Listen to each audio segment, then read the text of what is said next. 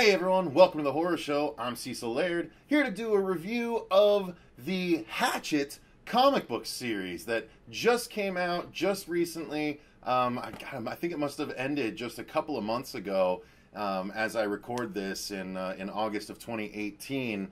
This was a 4-issue series that I'm going to be talking about, as well as the one-shot issue from about, oh God, I think it might be about 10 years ago. Let me double check. This is Hatchet Slash. That's this one right here. This is the crossover between Hack Slash and Hatchet that they did. Hack Slash Annual number 3. And this was done in 2011.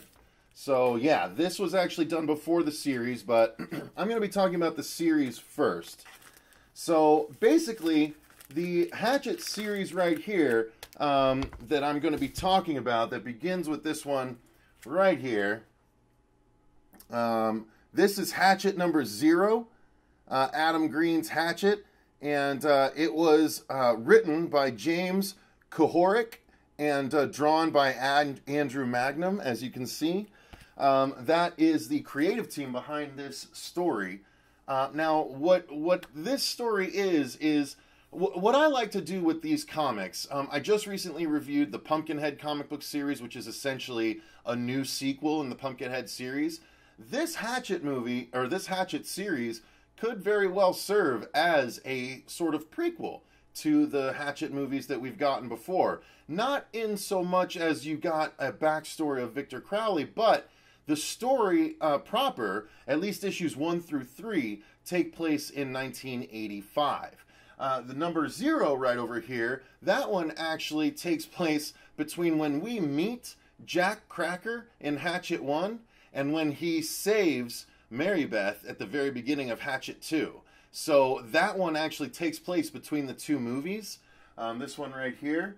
And I'll show you kind of how that happens. Now, Jack Cracker, if you guys aren't familiar with the Hatchet series, he is sort of the old man from the Friday the 13th movies. It's like, you're all gonna die down there, you know, like that kind of thing.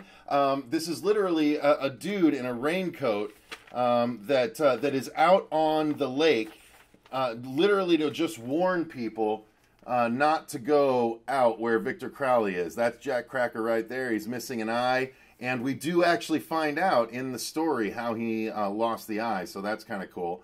But that's Jack Cracker, and they even make a joke about him in the movie where he's like, "Oh, don't worry about him. He drinks his own piss." And they actually have the piss jug in here, so that's pretty fun.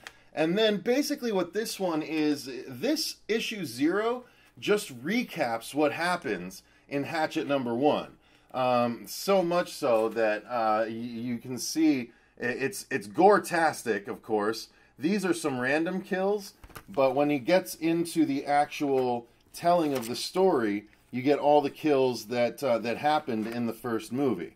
So here we go. That starts on this page here, and you can see it's the guy getting chopped down. You know, the old man with the mustache. Sorry, I'm trying to get the angle right so you can see it regardless of the light. And then that's the lady whose mouth he pulls apart, the very iconic kill from Hatchet. So this first issue, issue 0, just recaps the Hatchet movie and sort of gives new readers an insight into what Victor Crowley does and who he is.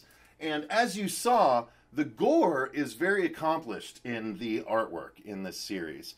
However, the storyline leaves some to be desired. I mean, I will say, if I do this review like I normally do reviews, it's just as of a comic book instead. My overall thoughts were, I'd give this comic maybe a C+. It just was kind of underwhelming. At least this Adam Green's Hatchet series right here, done by that creative team, not the Hatchet Slash annual from 2011. That's in a different category. That one is really, really fun and good. So this series proper is issues 0 through 3, and it's essentially about a couple of different groups of people. First off, there is a group of treasure hunters that have been they've gotten some information that there's treasure somewhere in the Honey Island Swamp area. I can't remember exactly why, but they go in looking for the treasure, and they immediately, run afoul of Victor Crowley. And there's another group, a group of film students that have heard the legends of Victor Crowley and are wanting to go and try and make their own Victor Crowley movie, and or movie about the legend. And so these are sort of the douchey film students, and this is sort of a good example of the artwork. Honestly, it's got a lot of a Sam Keith flair to it. If you guys know who Sam Keith is, he did the Max and a lot of Batman stuff, amongst other things. But yeah, he does stuff like that, and so it's very reminiscent of his sort of style. But then you get into this is their Victor Crowley, right there. So yeah, I mean it's kind of fun. It's a rubber mask, but they're gonna go and try. But look, I mean it's sort of exploitation in comic book form. I mean, look at this sort of form for the female character. It's a little cheesy. I mean, it is 1985, so I guess that makes a little bit of sense. But I mean, there's other times where there's just a gore-tastic good time, like this one here. I mean, look at that. It looks like almost Hellraiser status, but he's swinging around something with a chain, and it just severs her in two. So the gore is the real saving grace of this series. So anyway, there's the treasure hunters and the film students, and they all run afoul of Victor Crowley in one way, shape, or form. And it does not go well for anyone, as you can plainly imagine. The weird thing is the artwork is a little inconsistent, not just in the form. And I mean, this is a rated X review, apparently. If I show this page, which, whoa, can't do that. So not going to show page 1 of issue 2. But it takes place in New Orleans during Mardi Gras, and they don't shy away from showing things that are prevalent in New Orleans during Mardi Gras with beads around them. There's a lot of good stuff that happens. Victor Crowley runs across some of the hunters, and then he also runs across some of the film students while they're doing the movie, and it just becomes a gore-tastic good time. But here's the issue I'm talking about. It's the weird artwork at times. I mean, look at the way Victor Crowley looks here. I mean, I get it. The artist is trying, but he looks like a weird chimpanzee with a Victor Crowley mask on. It's kind of strange. And I mean, up here too. I mean, that's the kid wearing the Victor Crowley mask, so it kind of makes sense. But it's all over the place at times, and it just feels inconsistent, and that's never good with a comic book. So that's basically the series in itself. I mean, it's issues 0 through 3. If you're a diehard Hatchet fan, it might be worth your time to get the trade paperback. I would say maybe so, depending on how much you're going to pay for it. On the other hand, this was really, really, really entertaining. This is Hatchet Slash. It was Hack Slash Annual number 3 from 2011. If you guys don't know, Hack Slash was a comic created by Tim Seeley, and it's gone on past him. I think he just sort of oversaw this one because I didn't see his name in the credits on either of the stories here. But this is basically a crossover issue where Cassie Hack and her sidekick / partner Vlad run afoul of Victor Crowley himself. Now, if you don't know, Hack Slash, the story behind it is this girl, Cassie Hack, is a young girl that hunts down slashers.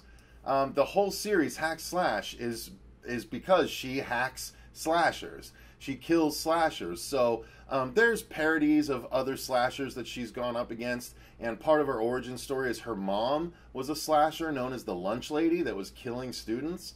And so Cassie teams up with this kind of zombie-looking guy by the name of Vlad, who's this big hulking dude that is very strong but very scary-looking, but he's very friendly.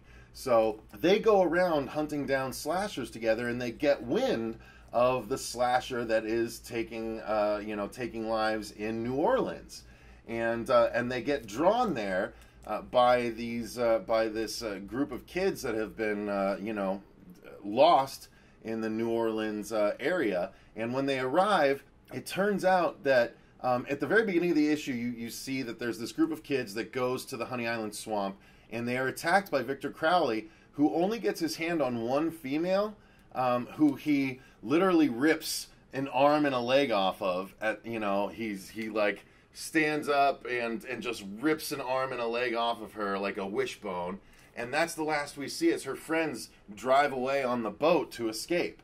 And then we flash forward a few years, and Cassie has been hearing bits and pieces of information about this killer in New Orleans. And what it turns out is the girl that was left behind has accumulated a wealth, paid enough money to relocate the majority of the Honey Island swamp into the closed down stadium as a result of Katrina, Hurricane Katrina. Again, this was done in 2011. So Hurricane Katrina was new, and the stadium over there was still flooded and unused. So this person paid to move the Honey Island swamp into the stadium along with Victor Crowley and the cabin.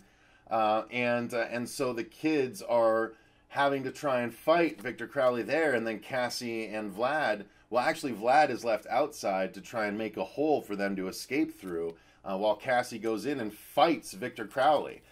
So that's the storyline. It's kind of weird. It's kind of crazy. It's a comic book, of course it would be. But the artwork is amazing. So just so we give proper credit, the hack/slash part, the script is by Benito Sereno, and the art is by Ariel Zucker-Broll. I'm not going to touch on the backup arc because it wasn't part of the Hatchet thing. But this is what the artwork looks like. It's sort of pastel, and here's the girl. Here's what I was just trying to mimic out. But that's the representation of Victor Crowley. That's the girl that he's going to wishbone. And those are her friends there. That's the art style, though. How much cooler is that than the main series, at least? At least, by comparison from what I showed you guys earlier. So this is Cassie and Vlad. That's them right there, over here, talking back and forth. And so they're getting these notices about what's going on in New Orleans. And so they go. Meanwhile, the kids have already started running afoul of Victor Crowley. Again, this artwork is so cool and so detailed and interesting. She's actually almost reminiscent of Death from Sandman in this sort of story, or at least this representation. So that's Cassie and Vlad right there. That's a pretty sort of iconic shot. That's how they're represented. Vlad's this big hulking Jason-like guy that wears a mask, and that's Cassie right there, this petite little goth girl that generally uses a bat with nails in it as her main weapon. And so, yeah, we get more good gore all throughout as Cassie has to face down Victor Crowley while he's taking out all the friends that left the girl behind early on. All right, I'm going to do my best, guys. But yeah, so what's awesome is Cassie is badass. So just so you guys get a clear picture of how badass Cassie Hack is, just look at her stance over here. She has no problem facing down Victor Crowley and rushing and lunging at him and then sinking an axe deep into him. Like, that's Cassie Hack right there. She's essentially like a horror tank girl that just doesn't give a fuck. She's like a honey badger. And she's super awesome. So this is a really great one-shot. I don't know how hard this would be to get your hands on, guys. But this is a lot of fun, and I highly recommend getting your hands on the Hatchet Slash. It's Hack Slash volume, or Hack Slash number 3. You can see at the top there, Hack Slash annual number 3. So that's worth tracking down if you can. I suggest either Gmart, which is g-mart.com. I've been going there for years, or milehighcomics.com. I'm not sure who will have it, but that is going to do it for my review of the Hatchet comics, you guys. I'm always game for more Hatchet comics. The gore is fun, although that main series 0 through 3 was pretty lackluster in my opinion. I'm sure it's been collected at this point. You can probably order it from Amazon. That Hatchet Slash you're going to have to do separate, but I figured since I had it in my box of, properties, horror properties made into comic books, which you guys can look forward, after doing Pumpkinhead and now Hatchet, you guys can look forward to me going through and doing all my Nightmare on Elm Street comics, all my Friday the 13th comics, all my Leatherface comics, all my Ash comics. I am going to dig deep and get into it. And all of the horror properties that you know, I'm going to start reviewing those comics. I'm going to build up that horror comic audience before I start going into other horror comics that no one's heard of before. I think I went about this in a perhaps reverse way, but I'm going to course correct now, so stay tuned. You're going to get more licensed comic book reviews coming your way. Thank you very much for watching. I've been Cecil Laird. Leave a comment down below if you're interested in this comic series or if you're going to pass based on my review. I greatly appreciate you taking the time, and remember, stay scared.